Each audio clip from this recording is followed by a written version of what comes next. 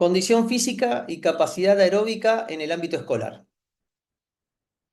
Bueno, la idea es conceptualizar la diferencia entre condición física y capacidad aeróbica, trabajar sobre la importancia de la cognición y la salud como objetivo principal de la educación física escolar, hacer un pequeño análisis de lo que es el modelo trifásico de Skinner y McClellan, que es entender a la resistencia desde el ámbito de la química,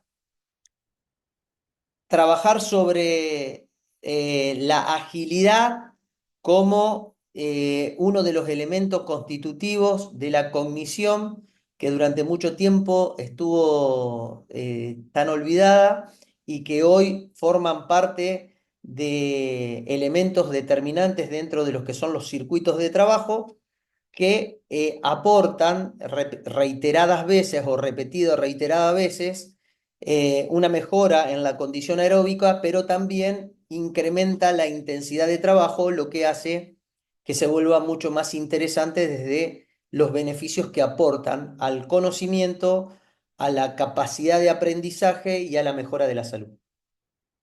Y visualizar al circuito como una estrategia didáctica y no solo como un método de entrenamiento. Entonces, cuando hablamos de educación física escolar, básicamente hablamos de que el objetivo principal, un objetivo marco y macro que debería tener la educación física, tiene que ver con la democratización del movimiento. Esto de aportarle posibilidades a todos nuestros y nuestras estudiantes para poder tener a partir de la escuela una mejor calidad de vida. Como objetivo prioritario de esta educación física, se habla de tres grandes objetivos: la mejora de la salud y el estilo de vida, la mejora de la cognición y lo más olvidado que hoy, desde mi punto de vista, tiene la escuela es la falta de actividades dentro del ámbito escolar para la toma de decisiones, ¿no? Cuando hablamos de salud y estilo de vida, hablamos de no solamente la actividad física per se, sino de la concientización y de la adquisición de herramientas concretas para que nuestros estudiantes puedan replicar actividad física saludable fuera del ámbito escolar y hasta incluso que lo puedan hacer extensible a su comunidad. Los niveles de cognición, que es el objetivo determinante de la escuela, o sea, un niño o una niña asisten a la escuela a aprender, y la toma de decisiones que le van a servir para la vida, que es poder ante determinadas situaciones, poder hacer una evaluación y tomar la decisión más pertinente y no siempre tener que caer en la misma respuesta. Cuando hablamos de condición física como un contenido esencial dentro de la educación física, hablamos de, indistintamente desde el paradigma que uno se posiciona en la escuela, la condición física es un contenido que en la única cátedra que la vamos a ver, es en la clase de educación física. Por lo cual es ineludible poder abordarlo. Y cuando hablamos de condición física, hablamos de una acción o un grupo de acciones de una persona para poder hacer actividad física en un momento determinado de manera eficiente. Y para que esto se suceda, eh, la conformación de esta condición física es la suma de las capacidades físicas como la fuerza, la resistencia, la flexibilidad, la velocidad y la agilidad, que acá está tomado en rojo, porque es como ha sido siempre la gran olvidada dentro de las capacidades físicas y hoy por hoy hay un sinnúmero de estudios que determinan los beneficios que tiene estimular esta capacidad. Cuando hablamos de condición física, esta condición física tiene que ver con mejorar a través de un acondicionamiento que puede ser multilateral, incidir en las 5 capacidades físicas que acabo de nombrar, que esto debe ser obligación escolar, en el ámbito escolar debe estar esto, o podría ser específico, que es enfatizar o priorizar unas por sobre otras cuando se trabaja en algún deporte específico. ¿No? Y la escuela, indistintamente del nivel, eh, debería priorizar esto de abordar a la condición física, por lo que decía anteriormente, es el lugar o el ámbito en donde todos los niños deben pasar obligadamente.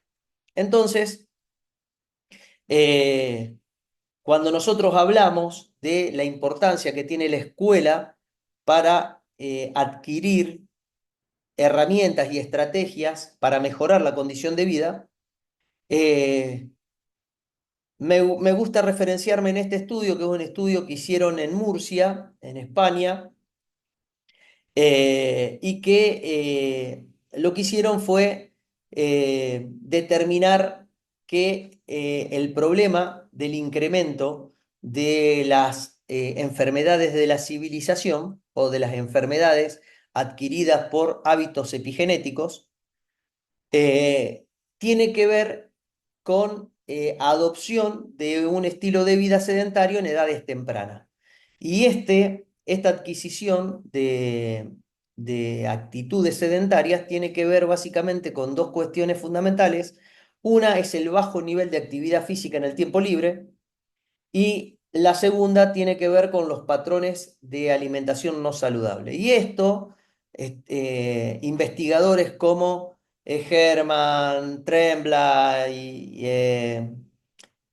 Mikula, etcétera, desde allá, desde el 2014 en adelante, han estudiado y han determinado estas características como la razón fundamental de la incorporación de hábitos no saludables. Entonces, para su estudio, lo que hicieron fue tomar una población de 103 estudiantes, 63 mujeres y 40 varones. Hicieron un estudio observacional de corte transversal, y la característica que tenían estos niños que asistían a la escuela 2 veces por semana, al igual que lo hacen los niños acá en nuestra provincia, en la provincia de Santa Fe, 2 estímulos escolares semanales. Y la conclusión a la que llegaron los investigadores tiene que ver con que encontraron una relación positiva entre la percepción de la salud, es decir, la concientización de cada uno de los estudiantes de su capacidad física, de sus hábitos, referido también a la cantidad de actividad física y a la condición física que realizaban, autopercibirse, sabiendo concienzudamente que estaban más saludables, eh, tenían también un mejor rendimiento en la condición física y una mejor composición corporal. Entonces, aquellos escolares que se perciben más saludables tenían un mayor compromiso con la actividad física y una tendencia de autogestión a la hora de la actividad física. Por eso decimos que los programas educativos que están orientados a la adquisición de un estilo de vida activo y saludable, pueden tener y adquirir y apropiarse de habilidades motrices y mejoras de las capacidades físicas que lo pueden hacer, eh, lo pueden llevar a cabo para la mejora de su vida deportiva, pero también para la mejora de su condición física para la salud. Hicieron eh, que adquirieran patrones de comportamiento muchísimo más saludables. Por eso decimos que el ámbito escolar es un ámbito democratizante que nos tiene que servir para poder dotar de herramientas y estrategias a nuestros estudiantes para que lo puedan replicar en su contexto sociocultural. También hablamos de la importancia que tiene la educación física para la cognición, ¿no? La cognición que tiene que ver con la habilidad para aprender o eh, estar en un estado facilitado para la adquisición de un nuevo aprendizaje.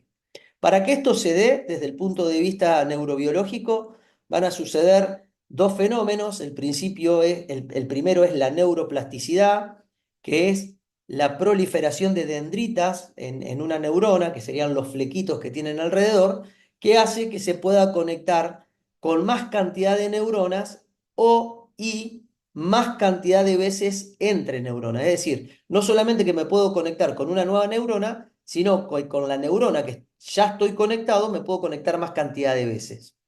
Bien, esa neuroplasticidad trae como beneficio la posibilidad de pensar de diversas maneras para resolver una misma situación.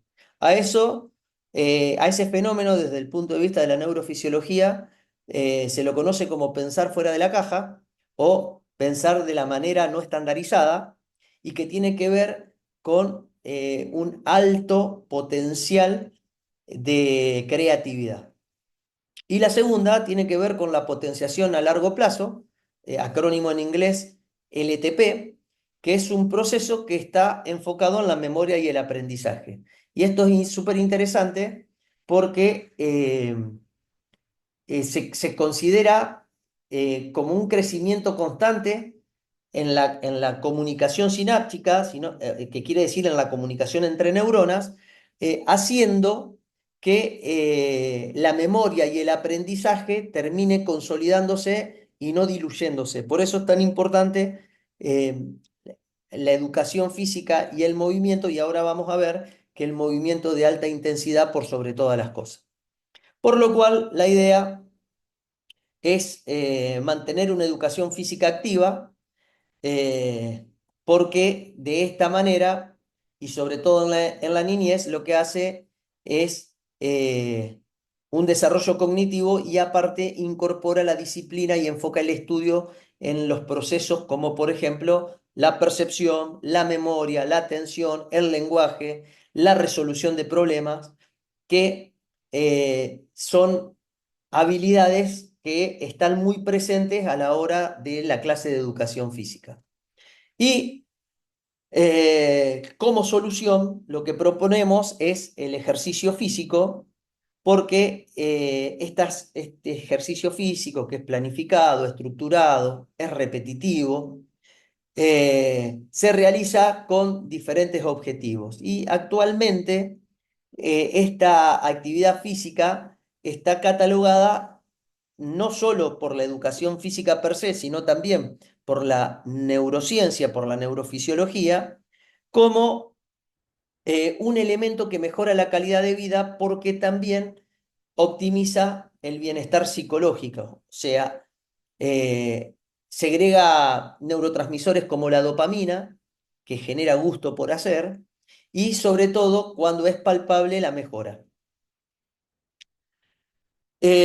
Cuando nosotros hablamos de esto, eh, tenemos que tener en cuenta que durante mucho tiempo hemos olvidado o hemos dejado de lado eh, la idea de el probar y ensayar, el ensayo en sí mismo. ¿Por qué? Porque el error durante mucho tiempo en la educación escolar formó parte de algo que estaba mal.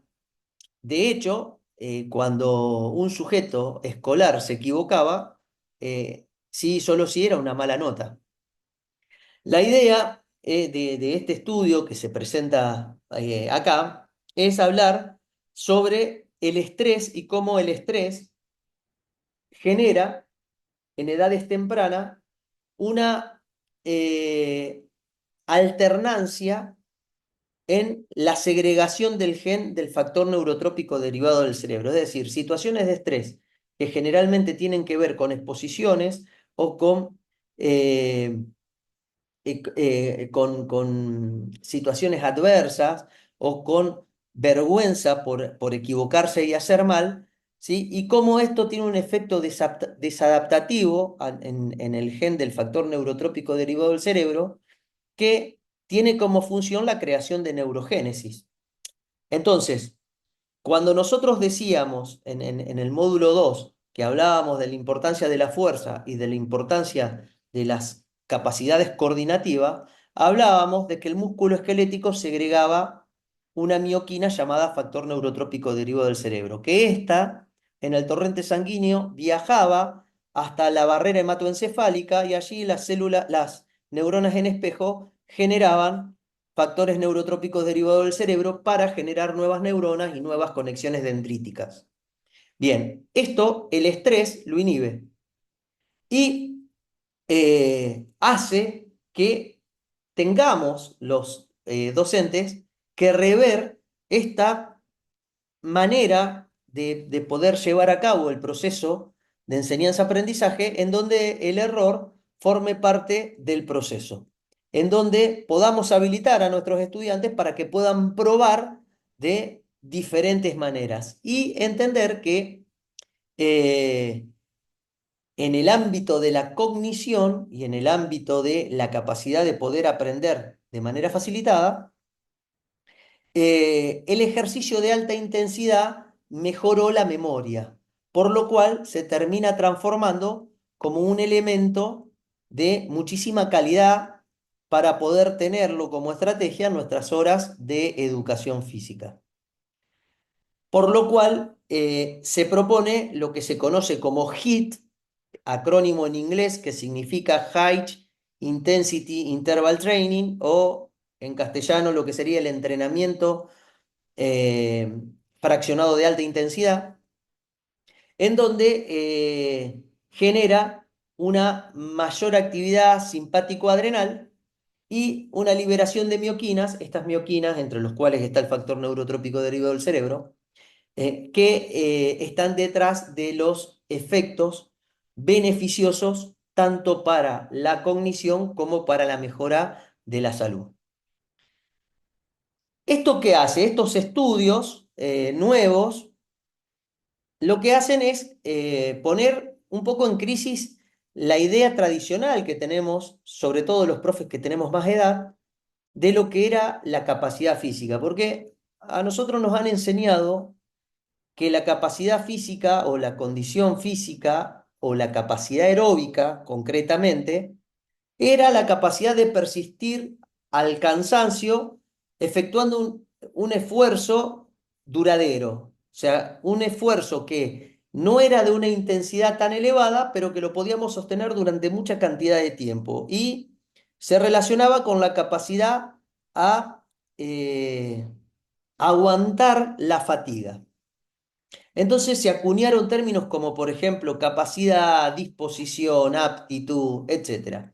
Hasta que aparece en el año 2000 López Chicharro, un fisiólogo español, que habla de capacidad psicobiológica, de una persona para aportar la energía necesaria para realizar un ejercicio a la intensidad requerida. Entonces, a partir de acá aparecen términos interesantes. Primero, que es una capacidad psicobiológica, es decir, que tiene incidencias sobre el sistema nervioso y sobre la psiquis. Lo segundo es que la intensidad ya no es baja o media, sino que la intensidad es la requerida para la eh, prestación o performance que tengo delante y que la tengo que hacer durar el mayor tiempo posible que dure y que muchas veces ese tiempo, si bien es prolongado, no siempre se da de manera continua. Y esto es muy interesante porque nos va a dar una estrategia para que nosotros podamos incorporar en nuestras clases. Bueno, eso que vemos ahí es el modelo trifásico de Skinner y McLellan. Esto muchos lo hemos estudiado en el Instituto de Educación Física y que habla básicamente de la primer línea, la línea curva, que viaja de derecha a la parte superior, perdón, de izquierda a la parte superior derecha de la pantalla, es la producción de lactato que tiene todo sujeto que realiza una actividad física, ¿no? a medida que prolonga el tiempo y la intensidad en el esfuerzo, más cantidad de lactato va segregando hasta que llega un punto que esa acumulación de lactato le interrumpe la posibilidad de seguir moviéndose. Y los puntitos amarillos es la frecuencia respiratoria. Y esto es una herramienta de oro que tenemos a la hora de atender en el momento fisiológico en el que se encuentran nuestros o nuestras estudiantes. ¿Por qué? Porque la frecuencia respiratoria va de la mano de la cantidad de lactato que se va acumulando. Entonces, tenemos una primer fase en donde nosotros vamos a ver a nuestros estudiantes respirar por boca-nariz, pudiendo mantener de manera fluida una conversación a pesar de que están haciendo actividad física y que corresponde a la mejora de la capacidad aeróbica, y los métodos más adecuados para estimular a esta intensidad son los métodos continuos o los métodos intervalados largos, en donde, por ejemplo, profesionales como los nutricionistas, cuando uno quería bajar de peso, le recomendaban que hiciera una actividad aeróbica continua durante más de 40 minutos. Bien, ¿esto por qué? Porque se alojaba en ese primer umbral ventilatorio o umbral aeróbico en donde se encuentra la zona de Fat Max. Fat es grasa en inglés, Max es la máxima metabolización de grasas utilizada como energía y que sirvió de base sobre todo en las actividades deportivas en los periodos de preparación general o vulgarmente llamado pretemporada, que era cómo se iniciaban los procesos, ¿no? Hoy en el ámbito escolar, si bien estas estrategias se pueden utilizar, son un poco monótonas y aburridas, por lo cual fueron reemplazadas por otras que también tienen un buen rédito y que son un poco más entretenidas para nuestros estudiantes. Mayoritariamente las fibras musculares que se estimulan con este tipo de actividades son las fibras lentas, las fibras ST o de tipo 1, y si nosotros aumentáramos la intensidad y aumentáramos la duración, estas fibras tipo 1 o ST ya no serían suficientes para hacerse cargo de la actividad que uno propone y tendría que reclutar las fibras FT2A o fibras de tipo 2 y que son mayoritariamente glucolíticas, que la utilización continua de estas generan lactato y que este lactato con el tiempo lo que producen es imposibilidad de seguir moviéndome a esa eficiencia mecánica que venía trayendo. Para esto, los métodos ideales de entrenamiento son los intervalados intermedios y los intervalados cortos. Los intermedios son los que van desde los 400 metros hacia los 1200 metros, y los intervalados cortos son los que se sostienen por debajo de los 400 metros. Y la fase 2 del modelo trifásico de Skinner y McLelland termina con el segundo umbral ventilatorio. Y ahí es en donde se produce la fase de inestabilidad metabólica, en donde el lactato se dispara exponencialmente y ya lo que se produce es una imposibilidad en la continuidad de la eficiencia mecánica. Bien, esta fase 3, que es inmediatamente después de este segundo umbral, recluta las unidades, las fibras musculares 2B, son intensidades altas y muy altas. Y el método por excelencia son los intermitentes o los trabajos de HIIT, estos trabajos intervalados de alta intensidad. Bien, ¿por qué es interesante refrescar lo del modelo trifásico de Skinner y McLelland? Porque nosotros en la escuela mayoritariamente lo que vamos a utilizar son estos métodos intermitentes, que estos métodos intermitentes me incorporan la fase 2 y la fase 3, y también deberíamos incorporar actividades continuas o actividades de intervaladas largas, porque esto también me aporta mejora en la capacidad aeróbica, que sobre todo van a ser fundamentales en etapas iniciales de educación. Bien, este es un estudio interesante de Benabels y Atchen, que hicieron un análisis con varones y mujeres y comprobaron que más o menos al 50% de su máximo consumo de oxígeno, tanto varones como mujeres estaban en la intensidad ideal para utilizar grasas como fuente energética prioritaria, ¿eh? La zona esta que le decía del Fat Max o la máxima oxidación de grasa. ¿Y esto por qué es interesante tenerlo en cuenta? Porque con actividades de baja intensidad nos mantenemos lo suficientemente saludables y son estrategias y herramientas que nuestros estudiantes van a utilizar como herramientas para su vida cotidiana y para tener una condición física que sea o que vaya de la mano de los hábitos de salud. ¿Por qué decíamos al principio que dentro de la condición física, dentro de la escuela, sería interesante la utilización o la incorporación de los métodos solapado o de los trabajos de agilidad? Porque la agilidad demanda fuertemente al sistema nervioso porque tiene que ver no solamente con realizar movimientos rápidos de incorporación de la totalidad del cuerpo en en diversos direcciones, sino que también tiene que ver con la capacidad de percibir un estímulo y de tener que resolver una situación problemática. Entonces, este metaanálisis de Shepard y Young lo que nos traen como una riqueza muy grande es que la agilidad no solo se resume a moverse rápido, a moverse con todo el cuerpo y a moverse en múltiples direcciones, sino también con apreciar una situación y resolverla. Y en resumen, lo que deberíamos entender es que la agilidad básicamente eh, se va a constituir de dos grandes ramas. La primera que tiene que ver con el sistema nervioso central o con el cerebro y que tiene que ver con la capacidad de percibir un estímulo y tomar una decisión en base a lo que se ve y pergeniar una respuesta o planificar una respuesta.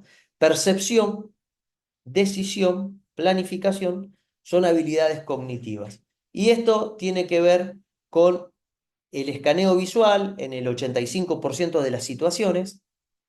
Este escaneo visual muchas veces, ponemos escaneo visual porque el 85% de las percepciones que tenemos del entorno tiene que ver con lo visual, pero por ejemplo, si la percepción fuese auditiva o si la percepción fuese kinestésica o táctil, eh, también debería haber un viaje aferente desde el lugar donde se percibe el estímulo hasta el lugar en donde se decodifica y se entiende lo que se percibió. Esto, para pergeñar una respuesta, vamos a necesitar la capacidad de anticiparnos, la capacidad de comparar con experiencias anteriores esto que evaluamos o esto que percibimos, reconocer patrones comunes, reconocer cuestiones que anteriormente sucedieron para, a partir de esa situación ya conocida, poder planificar una respuesta. Todo esto, que es la percepción, la anticipación, el reconocimiento de los patrones anteriores y el conocimiento de las situaciones, se produce en milisegundos. De hecho, no demora más de 200 milisegundos. Se produce de manera muy, pero muy rápida. Pero va a depender de lo que decía anteriormente, de la posibilidad de haber trabajado y de haber ensayado muchas veces con múltiples estimulaciones similares. Por lo tanto, en muchas de estas, el error seguramente estuvo presente. Seguramente ante un estímulo tomé una decisión equivocada. Pero eso, reflexionar sobre eso, replantearme y volver a intentar, es lo que hace que yo pueda reconocer esos patrones y que pueda tener conocimiento de esta situación. ¿Para qué? Para poder accionar en lo motriz, para poder planificar qué respuesta ante esta situación voy a programar, y esta respuesta va a tener que ver, en una primera instancia, con la velocidad lineal, o sea, con la velocidad con la que me desplazo hacia adelante y hacia atrás.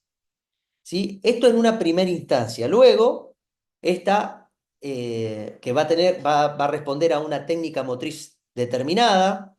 Si, por ejemplo, en la escuela mayoritariamente va a estar presente la locomoción, el acto motor de correr, pero podría ser de nadar, de remar, de pedalear. Y esta primera instancia tiene que ver con la técnica adecuada para desplazarme en esa linealidad. Pero luego van a aparecer las múltiples direcciones, los 8 vectores de movimiento. Moverme hacia mi derecha, hacia mi izquierda, hacia adelante, hacia atrás y hacia los vectores intermedios. Bien, y esto va a tener que ver con la modificación en una primera instancia de la posición corporal, de mi centro de masa, del ajuste que voy a hacer de mi zancada y de la colocación de los pies o de las manos, si estaría nadando o si estaría remando, ¿no?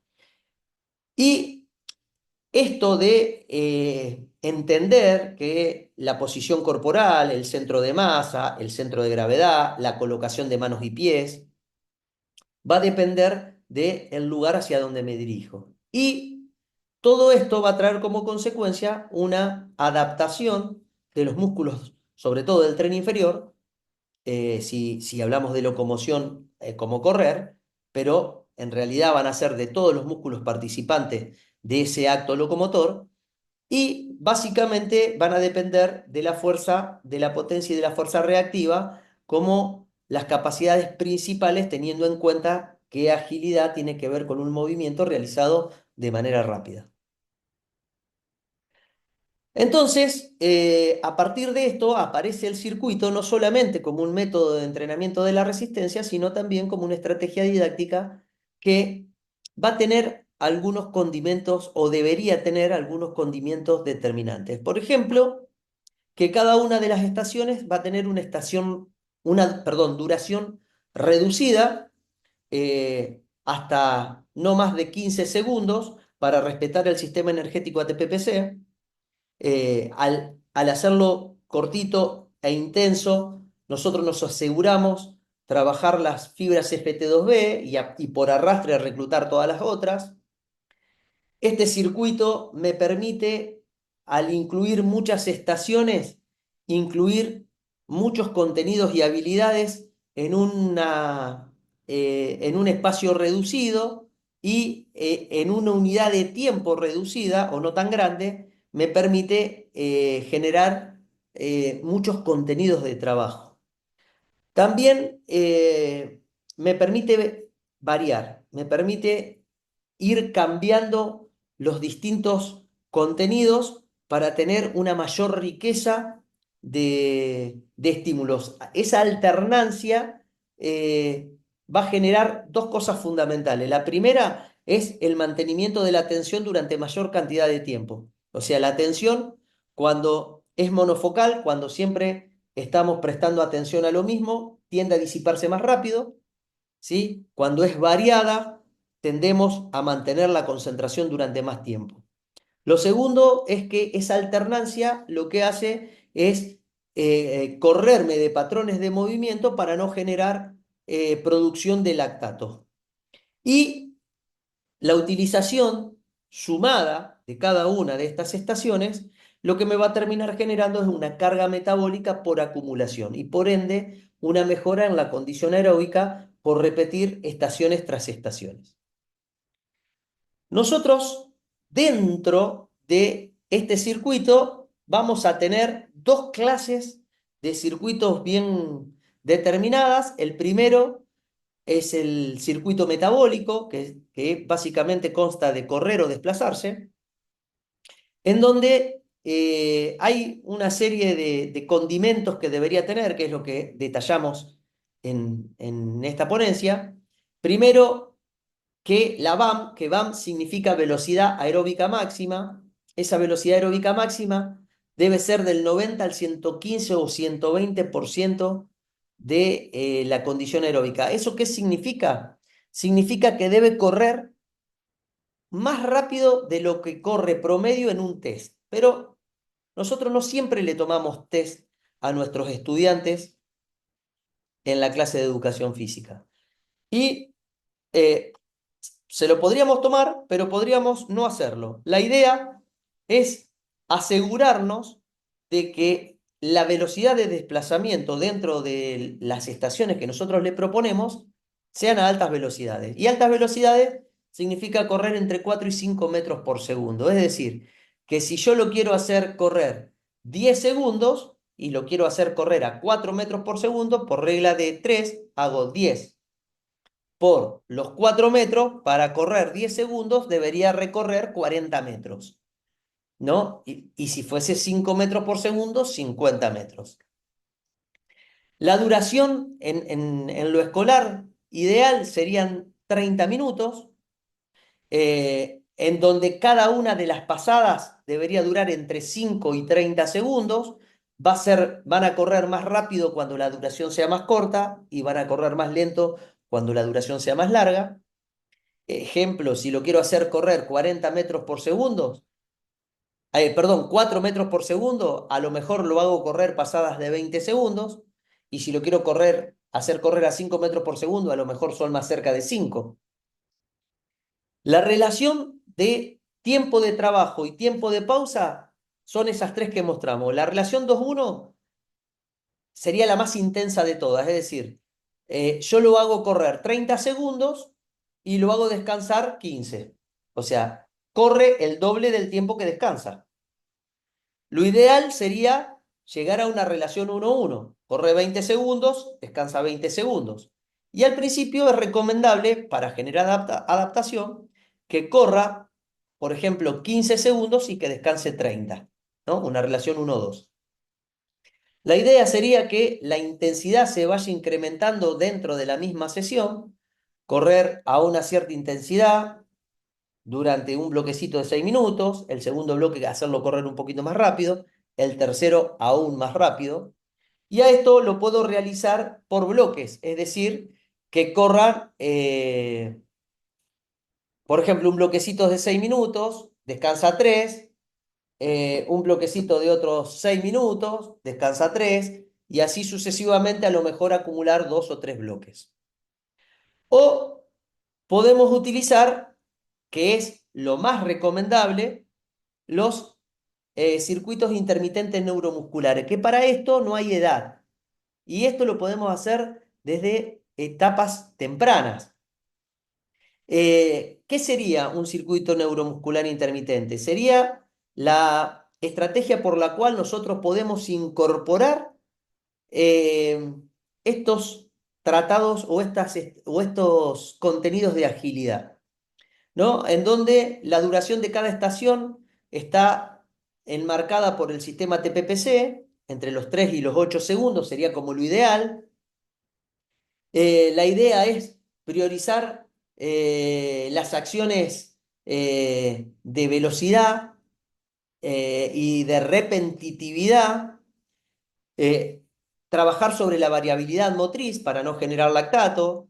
eh, una de las estrategias interesantes puede ser alternar los trenes, que la estación número 1 se trabaje con el tren inferior, que la estación número 2 sea el tren superior. Combinar regímenes de contracción, que haya estaciones en donde la demanda sea una postura isométrica, como por ejemplo un puente sobre antebrazos, que la otra sea un trabajo de salto, que la otra sea un trabajo auxotónico, en donde pueda hacer, por ejemplo, una lagartija.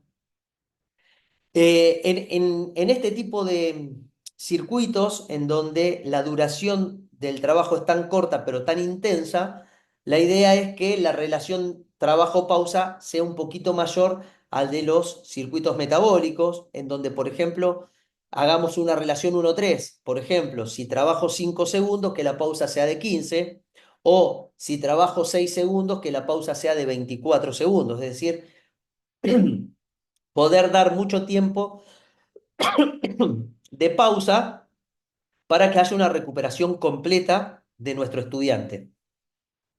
Hay que tener en cuenta que en este tipo de circuitos, las fibras reclutadas o las fibras demandadas son las FT2B, por lo tanto hay una alta intensidad de acción, por lo tanto se necesita una pausa completa. Y eh, la idea es mayoritariamente en el circuito incorporar destrezas o habilidades que ya tengan dominadas y dos o tres que sean puntos débiles. ¿Y por qué decimos dos o tres? Porque si utilizamos muchas estaciones en donde se coloquen puntos débiles, y lo tenemos que corregir continuamente, la intensidad de ese circuito baja.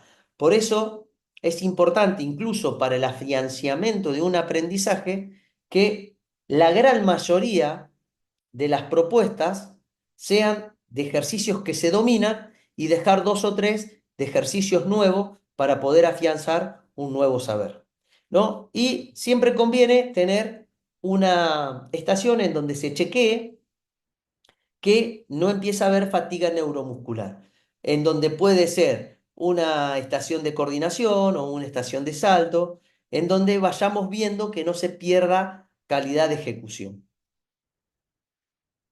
Dentro de la organización de este tipo de circuito, lo prioritario y principal en una escuela es que sean grupales. Esto, que sean grupales, significa que la totalidad de la clase la divido en la cantidad de estaciones que programo y cada cierta cantidad de tiempo vamos haciendo que todos roten, en el sentido, por ejemplo, de las agujas del reloj. O si lo quiero hacer individual, coloco las estaciones de acuerdo a la homogeneidad del nivel y me permite intensificar o no la estación de acuerdo a la posibilidad de el estudiante. Los tipos de circuitos neuromusculares pueden ser de agilidad y de coordinación, que son los que más se recomiendan, pueden ser de fuerza, pueden ser de aceleración, de rapidez o de desplazamiento si quiero incorporar algún gesto específico deportivo. Lo puedo hacer en macrocircuito, un gran circuito, en donde empiezan todos en una estación y terminan en la estación anterior, o en microcircuito, que un grupo de estudiantes hagan 3 estaciones o 4 durante 6 minutos, que otros grupos hagan otras 3 estaciones durante 6 minutos, y al culminar este tiempo que todos roten a la otra estación. Entonces, yo, por ejemplo, hago la estación 1, 2 y 3 durante 6 minutos. Terminados esos 6 minutos, hago la estación 4, 5 y 6. Terminados los 6 minutos, hago las 7, 8, 9 y así sucesivamente. Las repeticiones pueden ser intensivas, aquellas que sean de 8 segundos hacia abajo. La puedo hacer extensiva de 8 a 15 segundos.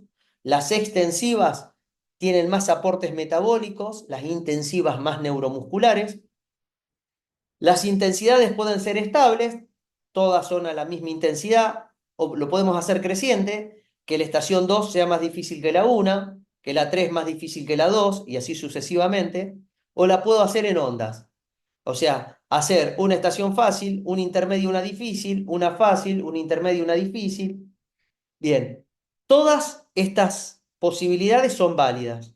Yo puedo incorporar gestos específicos de un deporte determinado o puedo dividirlo por acciones musculares. Yo quiero que en la estación número 1 se enfaticen los músculos que se encargan de empujar, en la estación número 2 los del tren inferior, en la estación número 3 los que se encargan de traccionar.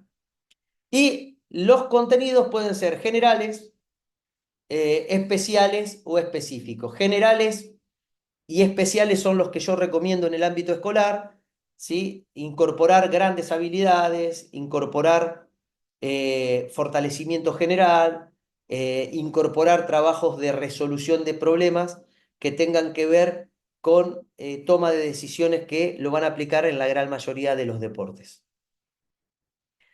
Desde la macroestructura organizativa, o sea, cómo pienso la condición física y sobre todo la capacidad aeróbica en el ámbito escolar, entender que yo puedo estar incorporado en una organización educativa, por ejemplo, ser el profesor de sexto grado, pero entender que ese niño y esa niña de sexto grado vino con 5 años de recorrido, que le falta todavía un año para terminar, y sería interesante que todos los docentes del nivel nos pongamos de acuerdo para poder organizar una planificación que se sostenga en habilidades adquiridas para poder ir intensificando y progresando la condición de nuestros estudiantes.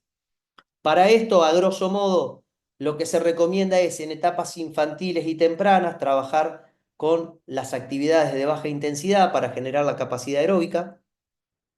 Cuando se genera el pico de crecimiento en altura, que es ese acrónimo PHV, Peak Height Velocity, que es lo que Malina determina como el punto máximo de crecimiento en altura que coincide con la maduración sexual.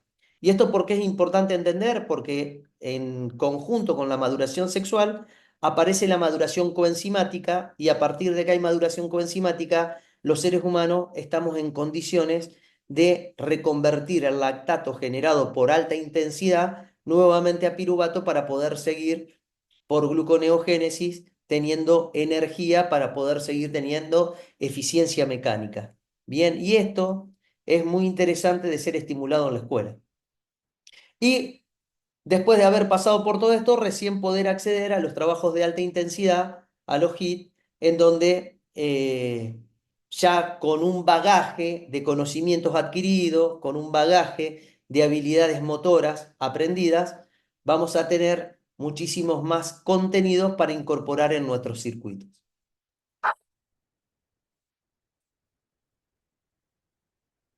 Este es un video que muy gentilmente me compartió el profesor Facundo Gaitán. Es en una escuela en Shanby Campbell, la escuela número 34.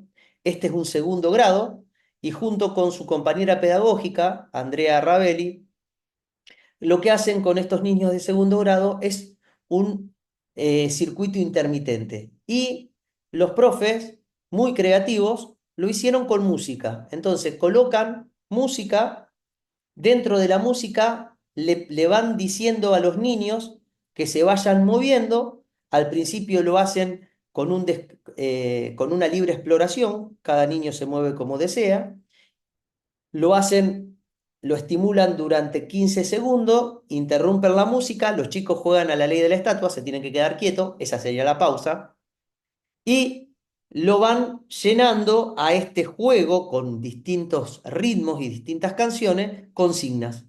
Y lo hacen de manera muy creativa, de manera divertida, y no deja de ser una estimulación de la resistencia intermitente. Lo vemos.